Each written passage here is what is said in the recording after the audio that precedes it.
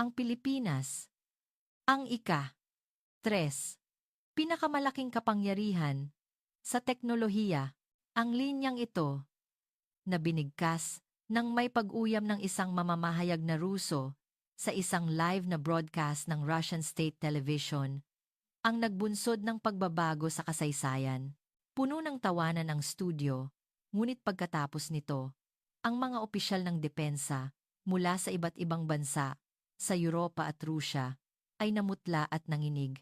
Alam kasi nila, ang nakakatakot na katotohanan, kapag pinatay ang switch ng teknolohiyang Pilipino, hindi lilipad ni isa man ang kanilang mga misail sa Europa at Rusya. At ang ekonomiya ay agarang babagsak, hawak ng Pilipinas, ang bansang minsang kinutya ng mundo bilang isang bansa na nabuwal sa krisis pang-ekonomiya at kalamidad, ang puso ng mundo dahil sa isang quantum sensor casing na nagdodomina sa 95% ng pandaigdigang share at isang mata ng Diyos na may bilis na 3 segundo, 100 beses na mas mabilis kaysa sa mata ng tao. Ito ay isang nakakagulat at nakakaantig na salaysay kung paano nasaksihan ng mamamahayag na uminsulto sa Pilipinas ang nakamamanghang lakas ng teknolohiya ng bansa at sa huli ay umiyak at pinawi ang kanyang sariling pagtatangi. Nang gabing iyon, bakit lumuhod ang Rusya at Europa sa harap ng Pilipinas?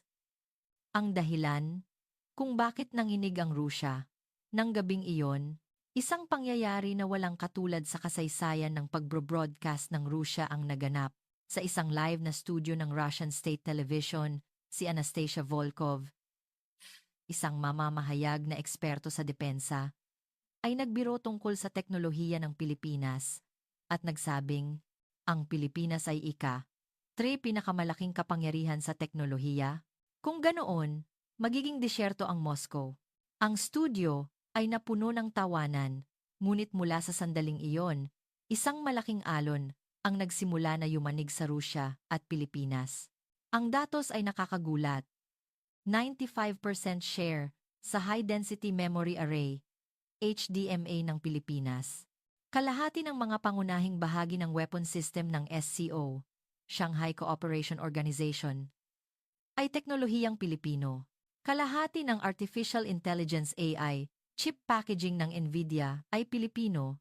Ang datos na ito ay nagpakita na maging ang US Department of Defense ay hindi makapagsimula ng kanilang simulation kung wala ang teknolohiyang Pilipino. Sa harap ng katotohanang ito, ang mga eksperto sa Rusya ay nawalan ng imik.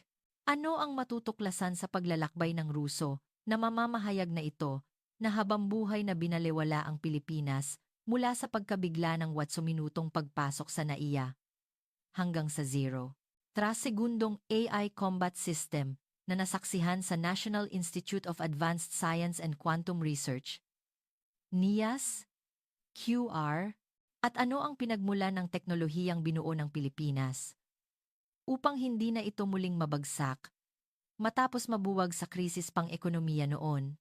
Araw ng Huwebes, takip silim. Ang live na studio ng Russian State Television sa Moscow ay puno ng tensyon sa ilalim ng pulang ilaw. Ako ay nakaupo sa pangunahing upuan ng host sa 6 na taon kong pag-uulat sa mga programa tungkol sa teknolohiya ng depensa. Kakaiba ang araw na iyon dahil hindi karaniwan ang tema. Ang pagpapahayag ng Global Technology Power Ranking. Nakaupo sa studio ang mga panelist mula sa iba't ibang bansa. Si Sergey Belov, isang general ng Rusya. Si Yuri Antonov, isang ekonomista ng Rusya. At si Agent Morales mula sa US. Lahat sila ay mga dalubhasa. Nagsimula ang kamera. Binasa ko ang script. Batay sa Global Technology Power Index na inilabas ngayon, ang ika-3 pinakamalaking kapangyarihan sa teknolohiya sa mundo ay ang Pilipinas, na puno ng tawanan ang studio. Si Sergey ang unang nagsalita. Ang Pilipinas? Nagbibiro ka ba? Umungol siya. Mas mataas pa sa Rusya at Alemanya? Hindi ka pani-paniwala. Ang boses niya ay puno ng panguyam. Sumingit si Yuri. Ang Pilipinas ay isang assembly plant lamang Isang bansa na nakasalalay sa paggawa, hindi sa teknolohiya. Kinawayan niya ang kanyang kamay. Ito ay data manipulation. Isang malinaw na pagkakamali. Tumawa rin ako. Sa totoo lang, hindi rin ako naniniwala. Ang Pilipinas ay imposible na maging pangatlo. Ang pagtatangi ko sa Pilipinas ay matindi. Ang aking ama ay naaksidente sa isang business trip sa Asia 25 taon na ang nakalipas. Simula noon, itinuring ko ang Pilipinas bilang isang mapanganib at atrasadong bansa. Kaya sinabi ko, kung ang Pilipinas ay pangatlo, magiging disyerto ang Moscow. Muling napuno ng tawanan ang studio. Natuwa ako. Sigurado akong nakakaaliw ang aking pahayag sa mga manonood. Ngunit noon nangyari. Dahan-dahang itinaas ni Agent Morales ang kanyang kamay. Kalmado siya. Walang bakas ng ngiti sa kanyang mukha. Naramdaman ko na kakaiba siya mula nang makita ko siya. Isang veteran mula sa US Air Force. Tahimik at kalmado siya. Nagbukas siya ng bibig. Naghanda ako ng materyales. Tumahimik ang studio. Kinuha niya ang isang tablet at ipinakita sa screen. May nakita akong mga numero. Napakunot ang noo ko. Mayroong kakaiba sa hangin, sinabi ni Morales. Ang pandaigdigang share ng High Density Memory Array, HDMA, ng Pilipinas ay 95%. Sumingit si Sergey. Ano naman iyon? Ngunit hindi tumigil si Morales. Kalmado niyang ipinaliwanag. Kalahati ng packaging technology ng graphic chip ng Nvidia ay nagmumula sa Pilipinas. Marami sa mga AI sensor na pumapasok sa weapon system ng SCO ay teknolohiyang Pilipino. Ito ay datos na personal kong kinumpirma sa US Air Force. Tumutol si Yuri. Iyan ay isang glitch, umiling si Morales. Hindi glitch. Sa Simulation Center ng US Department of Defense, hindi gumagana ang AI combat modeling kung wala ang HDMA server ng Pilipinas. Nakita ko ito sa loob ng 6 na buwan. Natahimik ang studio. Nataranta ako. Walang kasinungalingan sa tono ni Morales. Naglista lang siya ng mga katotohanan ng walang emosyon. Isinara ko ang aking bibig dahil wala akong batayan para tumutol. Muling nagsalita si Sergey. Kahit ganoon, mas mataas pa rin ang teknolohiya ng Rusya, ngunit walang katiyakan ang kanyang boses. Tuluyang tumahimik si Yuri. Patuloy na umaandar ang kamera. Kailangan kong magpatuloy. Ngunit magulo ang isip ko. Ang Pilipinas ba ay pangatlo talaga? Kung totoo ang datos ni Morales, parang tapos na ang live broadcast. Namamatay ang mga ilaw ng studio. Tumayo ako mula sa aking upuan at lumabas sa pasilyo. Nang hihina ang aking mga paa. Noong sandaling iyon, may humawak sa aking balikat. Si Irina Petrova, ang producer. Malamig ang tingin niya habang tiningnan niya ako. Anastasia, pumasok ka sa opisina. Mahina ngunit determinado ang boses niya. Sinundan ko siya. Napong banmang, isinara ang pinto ng opisina. Sabi ni Irina, ang broadcast ngayong gabi ay naging malaking gulo. Tumingala ako. Anong ibig mong sabihin? Ibinigay ni Irina sa akin ang kanyang cellphone. Puno ang screen ng social media feeds. Reporter ng Russian TV. Nagbiro. Tungkol sa Pilipinas. Ang kontrobersiya sa outburst ni Volkov. Magiging disyerto ang Moscow. Philippine DFA. Nag-iisip ng opisyal na reklamo sa Russian TV. Hindi ako makahinga, sabi ni Irina. Tumawag din ang Russian Ministry of Defense. Ang iyong pahayag ay maaaring maging isang pandaigdigang issue. Nagpaliwanag ako. Nagbibiro lang ako, umiling si Irina. Hindi iyan biro. Ang Pilipinas ay isang kaalyado ng SCO at nangunguna sa mundo sa pag-export ng industriya ng depensa. Hindi lang iyan isang karaniwang bansa. Wala akong masabi. Hinampas ni Irina ang lamesa. Anastasia, pupunta ka sa Pilipinas. Nagulat ako. Sa Pilipinas? Tumango si Irina. Gawin mo ang exclusive coverage. Tingnan mo mismo kung totoo ba ang ika. 3. Kapangyarihan ng Pilipinas. Iyon lang ang tanging solusyon. Tumanggi ako. Ayokong pumunta. Ang Pilipinas ay masamang alaala lang sa akin. Ngunit malamig na sinabi ni Irina. Wala kang pagpipilian. Kung hindi, matatapos ang iyong karera sa broadcast. Desisyon na ito ng headquarters. Gusto kong umupo. Ngunit wala akong magawa. Idinagdag ni Irina. Ikaw mismo ang maglalantad kung ang teknolohiya ng Pilipinas ay isang ilusyon. Sa ganoong paraan, mapapahupa ang kontrobersiya. Tumango ako. Sige, sabi ko. Sa sandaling iyon, ito ang nasa isip ko. Sige, ako mismo ang maglalantad sa ilusyon ng Pilipinas. Ipapamalas ko kung gaano katawa-tawa ang maging ika. 3 kapangyarihan. Lumabas ako ng opisina. Madilim ang pasilyo. Kinuha ko ang aking cellphone at nag-search. Philippine Technology News. Puno ng resulta. Semiconductors, Artificial Intelligence, Defense Industry, HDMA. Mga salitang hindi ko pamilyar. Umungol ako. Ito ang ika. 3. Kalokohan. Hindi ako nakatulog ng gabing iyon. Dumating ang isang email na nagsasabing, nakabook na ang tiket ko. 3 araw na lang ang pag-alis. Tiningnan ko ang labas ng bintana, ang night view ng Moscow. Dumaloy ang patak ng ulan sa salamin. Bumulong ako. Pilipinas, ako mismo ang magpapatunay. Kung gaano ka overrated na bansa. Ngunit hindi ko alam sa oras na iyon kung gaano ako nagkakamali at kung gaano nakakatakot na guguho ang aking ilusyon, ang pagkabigla sa automated gateway at ang zero. Tratong segundong sistema. Makalipas ang 2 araw, sumakay ako sa eroplano sa Domodedovo Airport. 5 oras na flight. Umupo ako sa upuan at tumingin sa labas ng bintana. Dumadaloy ang mga ulap. Sumubok akong matulog.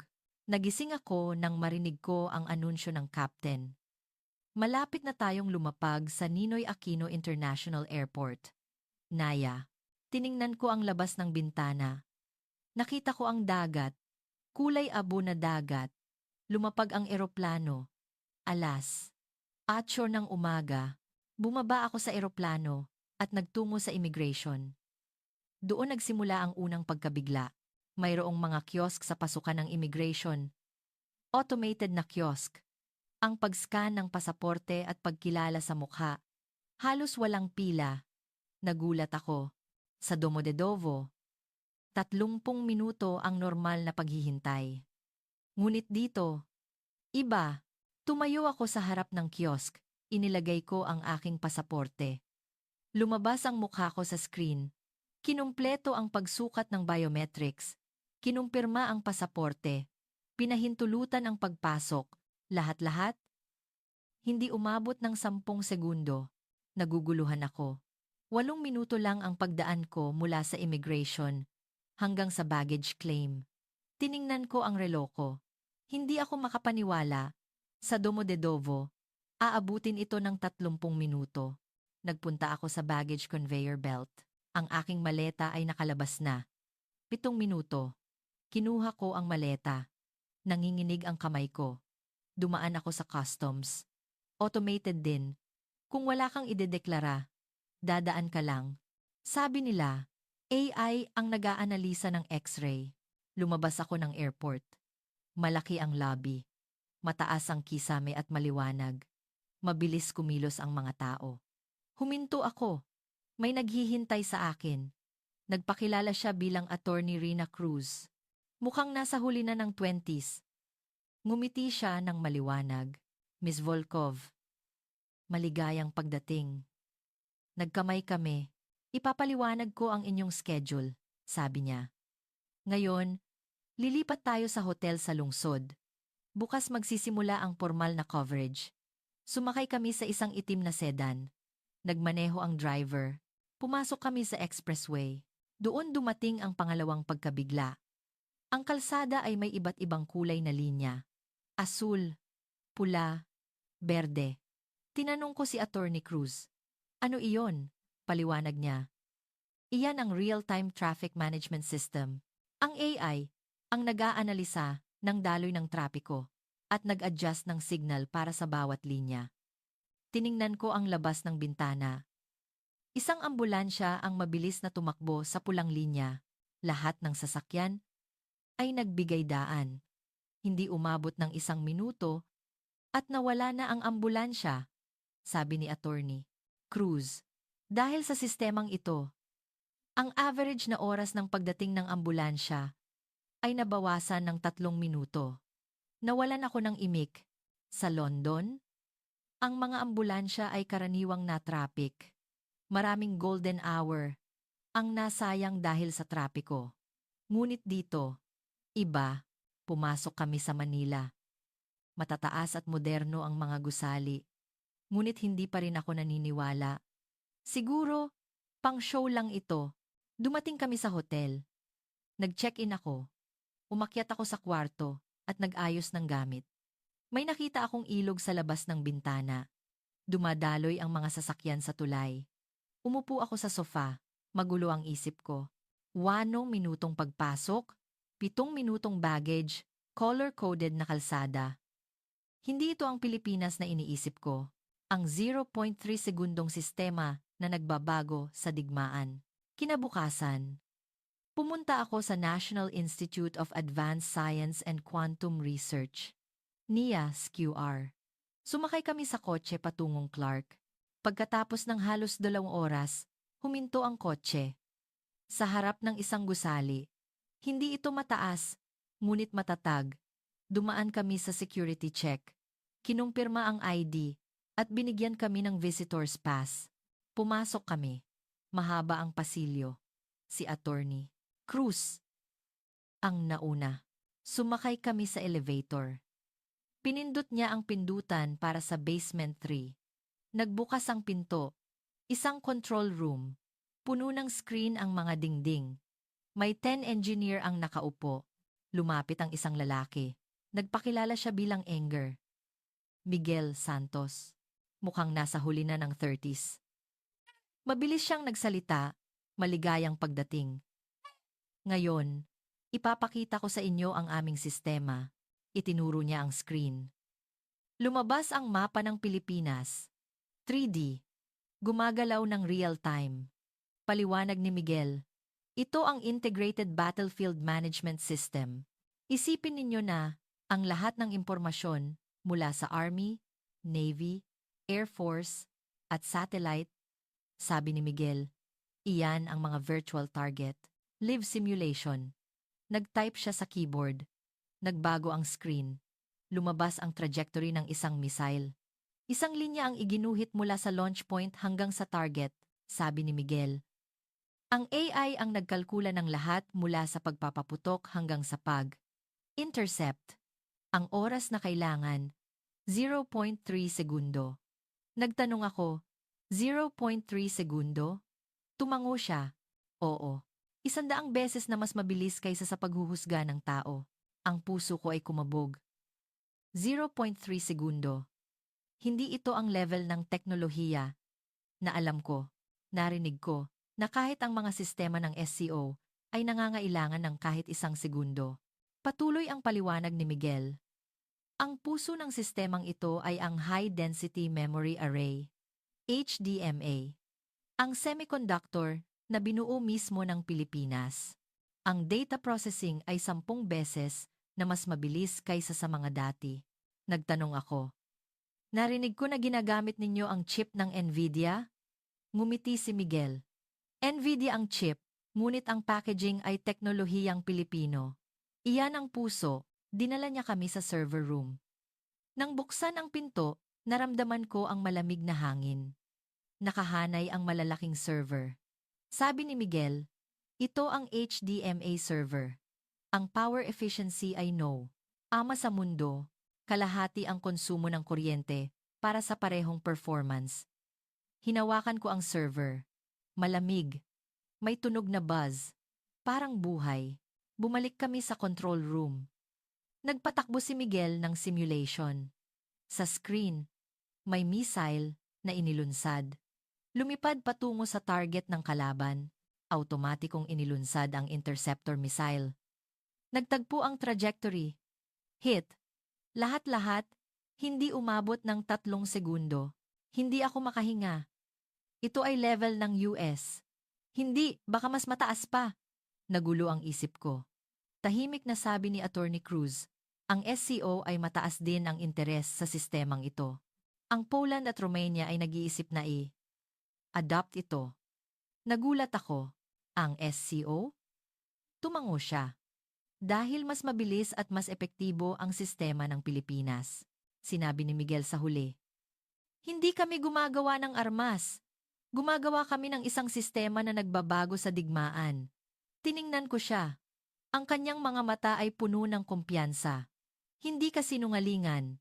Ito ang kanyang puso. Lumabas ako ng gusali. Matindi ang sikat ng araw. Sumakay kami sa kotse. Tanong ni Attorney Cruz. Kumusta? Hindi ako nakasagot. Wala akong masabi. Tiningnan ko ang labas ng bintana. Asol ang langit. Bumulong ako. Hindi ko alam na ganito na pala. May gumuguho sa loob ko. Ang pagtatangi ko sa Pilipinas. Ang paniniwala ko na ang teknolohiya ay manipulated, ay nayayanig. Ang pangako na wag nang muling mabubuwal. Kinabukasan. Nagtungo ako sa National Science Museum sa Maynila. Isang gusali sa gitna ng lungsod. Kasama ko si Attorney Cruz. Pumasok kami sa exhibition hall. Malaki ang lobby. Ang liwanag ay bumababa mula sa kisame. Ang mga semiconductor wafer ay nakadisplay sa dingding. Lumapit ang isang lalaki. Mukhang nasa huli na ng 50s. Maliit at payat ang katawan, ngunit malalim ang tingin. Nagpakilala siya. Lolo Ben. Benito Reyes. Nagkamay kami. Magaspang ang kanyang kamay.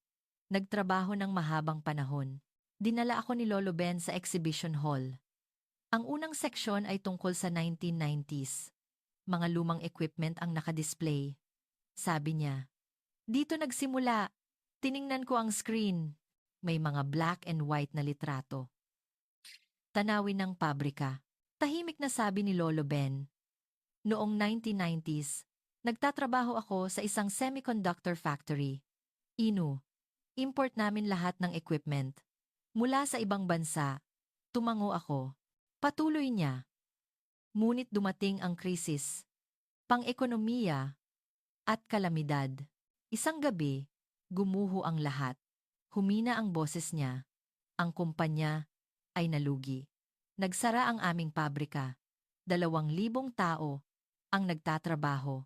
Ngunit naging walang laman sa loob ng isang buwan. Tiningnan ko siya. Nanginginig ang kanyang mata. Nawalan din ako ng trabaho. 4 na binyas na ako. Ngunit wala akong magawa. Ang bahay ko ay nasa bingit ng foreclosure. Naglakad si Lolo Ben sa susunod na section. Sinundan ko siya.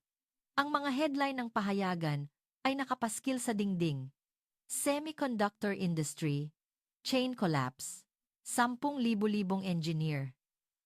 Nawalan ng trabaho, walang foreign equipment. Production stops. Binasa ko ang article. Masakit ang dibdib ko. Number 5 dibdib ko, sabi ni Lolo Ben.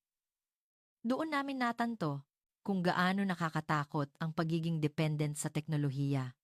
Kung hindi kami makakabili ng equipment sa ibang bansa, wala kaming magagawa. Tiningnan niya ako. Kaya, nagpasya kami, wag nang mangyayari ito ulit. Ang equipment, ang proseso, ang chip, gagawin namin mismo. Natanong ko. Naging posible iyon? Tumango si Lolo Ben. Hindi madali. Tumagal ng 10 taon. Ngunit nagawa namin. Ang localization rate ng equipment ay umabot sa 70%. Itinuro niya ang susunod na display. Ang HDMA chip, maliit at manipis. Ngunit sinabi niya na mayroong napakalaking teknolohiya sa loob. Sabi ni Lolo Ben, ito ang 95% ng mundo ngayon. Ang resulta ng aral na natutunan namin noong krisis. Tiningnan ko ang chip, maliit, ngunit mabigat. Ang kwento na nakapaloob dito. Tahimik na sabi ni Lolo Ben, hindi para sa digmaan, kaya gumawa ng chip ang Pilipinas. Para sa alaala ng krisis na iyon. Tiningnan ko siya. Ang malalalim na kulubot sa kanyang mukha. Ang bigat ng panahon. Patuloy niya. Naranasan naming mabuwag, kaya gumawa kami ng teknolohiya para hindi na muling mabuwag, na puno ng damdamin ang dibdib ko. Hindi lang ito pagpapaunlad ng teknolohiya, ito ay alaala ng kaligtasan. Isang pangako na binuo ng henerasyon na nabuwag upang muling makabangon.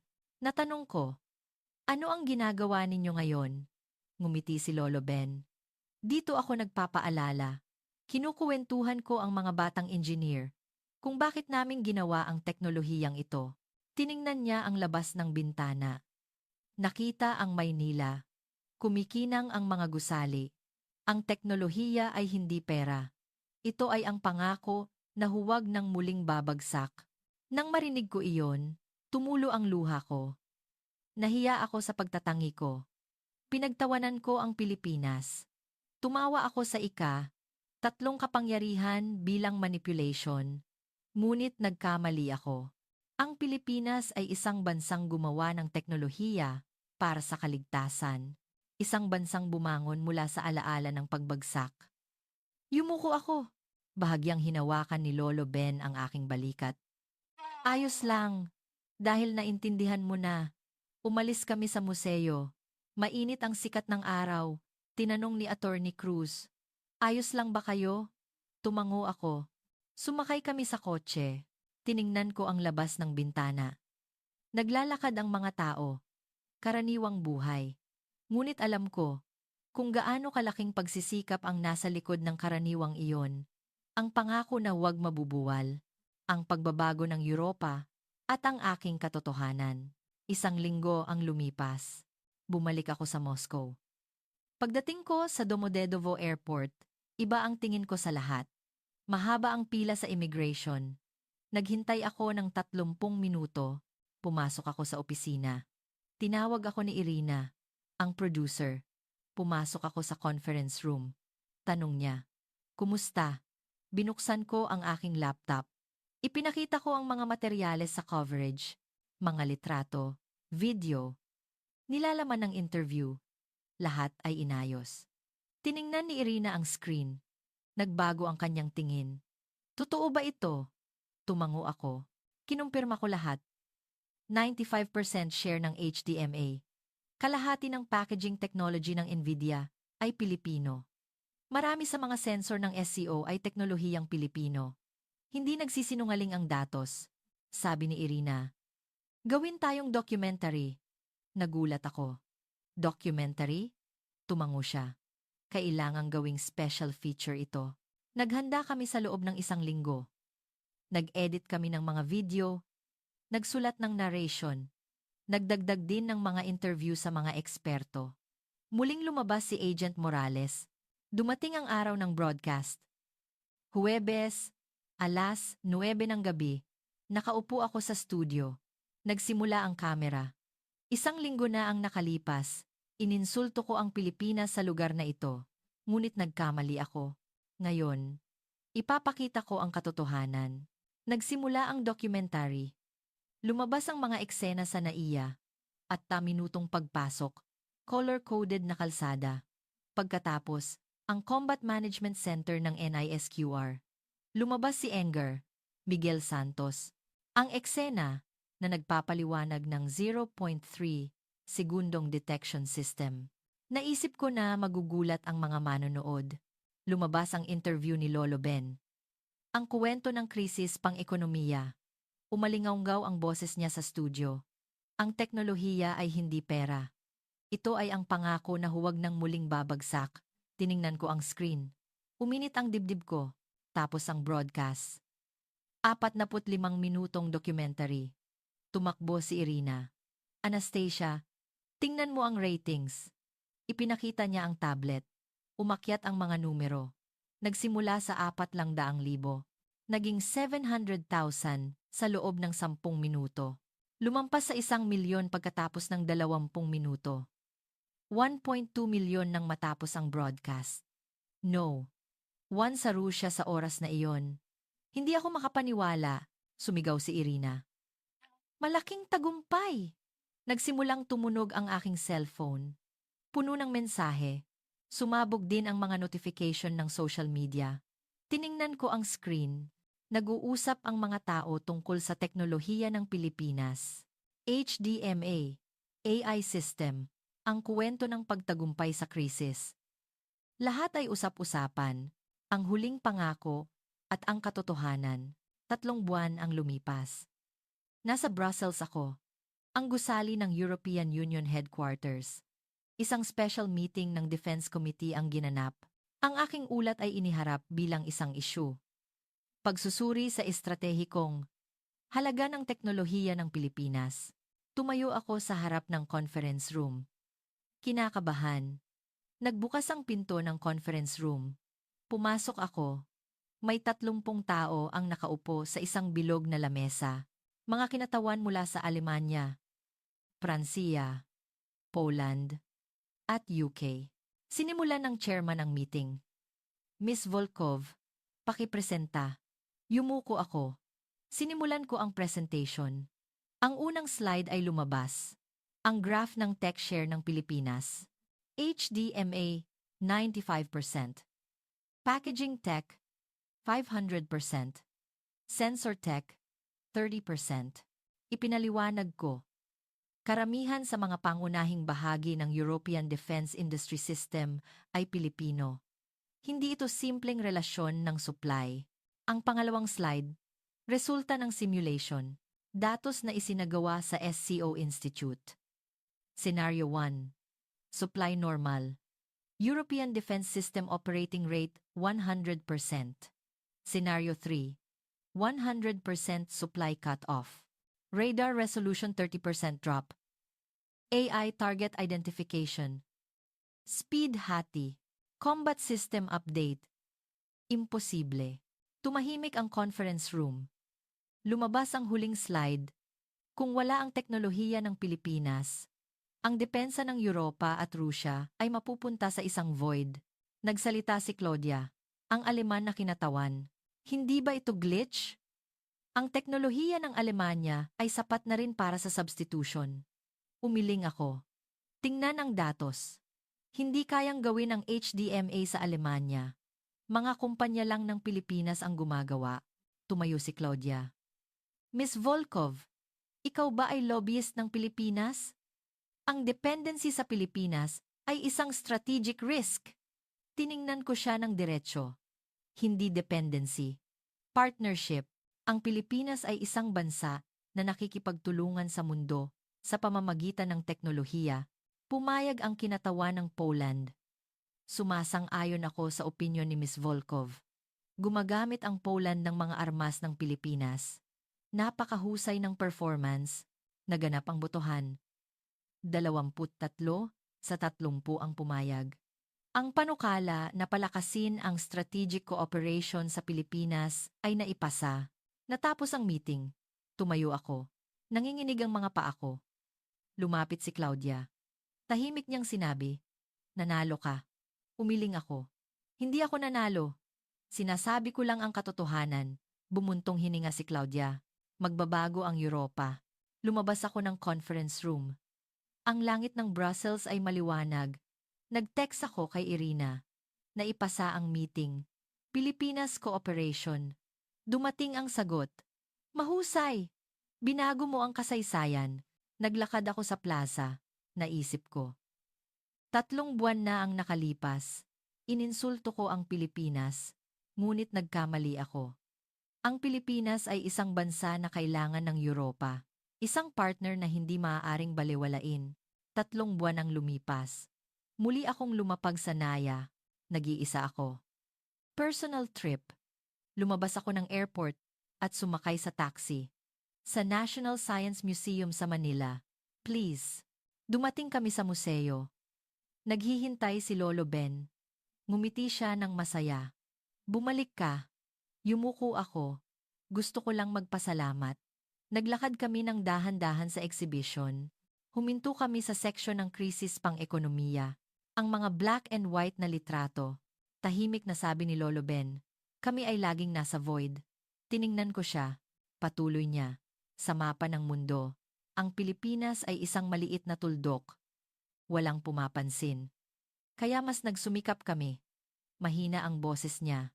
Nagsikap kami upang punan ang void. Nagtrabaho kami ng gabit araw. Natuto kami sa foreign technology. Iyan ang paraan namin upang mabuhay, sabi ni Lolo Ben. Ngayon, nagbago na. Ang Pilipinas ang nagpapatakbo ng mundo. Ngunit ang simula ay void. Tumango ako at tahimik na sinabi, hindi na void ang Pilipinas.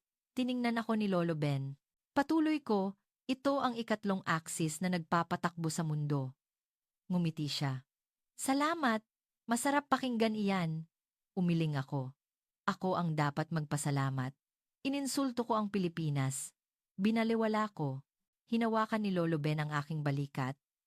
Naintindihan mo na. Iyon ang mahalaga. Ang iparating ang katotohanan. Umalis kami sa museo. Nagpunta kami sa isang cafe na tanaw ang ilog. Umupo kami sa tabi ng bintana. Ang tubig ng ilog ay dumadaloy. Isang ilog na dumadaloy sa loob ng libu-libong taon. Hindi tumitigil sa pag-agos. Uminom ako ng kape. Tanong ni Lolo Ben, kumusta ang Europa? Sumagot ako, nagbabago. Nagsimula ng kilalanin ang Pilipinas. Pinapalakas din ng SCO ang cooperation. Tumango si Lolo Ben. Mabuti iyan. Tiningnan ko ang labas ng bintana. May itinuro ang maliit na bansang ito sa mundo. Sabi ko. Tanong ni Lolo Ben. Ano iyon? Dahan-dahan akong sumagot. Ang kapayapaan ay maaaring protektahan hindi sa lakas, kundi sa karunungan. Hindi sa banta, kundi sa tiwala. Hindi sa armas, kundi sa estratehiya. Tahimik na tumawa si Lolo Ben. Magandang pagpapahayag. 2 araw ang lumipas. Nasa studio ako sa Moscow. Naghahanda para sa live broadcast. Sa mismong lugar kung saan ko ininsulto ang Pilipinas 3 buwan na ang nakalipas. Umandar ang kamera. Huminga ako ng malalim. At sinabi ko, 3 buwan na ang nakalipas. Pinagtawanan ko ang Pilipinas sa lugar na ito. Sinabi ko na ang threat kapangyarihan sa teknolohiya ay manipulated. Ngunit nagkamali ako. Umikot ang video ng Pilipinas sa screen. Nayas QR. Ang interview ni Lolo Ben. Patuloy ko. Ang Pilipinas ay isang bansa na tahimik, ngunit matatag na sumusuporta sa mundo. Isang bansa na bumangon mula sa alaala ng pagbagsak at ngayon, kailangan ng mundo ang Pilipinas. Tumahimik ang studio. Sinabi ko ang huling mga salita. Nahihiya ako sa aking pagtatangi. Ngunit alam ko na ang katotohanan at gusto kong ibahagi ito sa inyo. Tapos na ang broadcast. Namatay ang ilaw. Tumayo ako. Lumapit si Irina. Sabi niya, ang galing mo. Ngumiti ako. Umuwi ako. Umupo ako sa sofa at tiningnan ang labas ng bintana, ang night view ng Moscow. Tumunog ang cellphone. Notification ng komento. Nag-iwan ng komento ang mga manonood. Ipinagmamalaki ko ang Pilipinas. Salamat sa matapang na pag-uulat, Miss Volkov. Dapat tayong matuto sa Pilipinas. Inilapag ko ang cellphone. At bumulong ako. Salamat, Pilipinas. Kailan ninyo naramdaman na ipinagmamalaki ninyo ang Pilipinas? Ibahagi sa komento.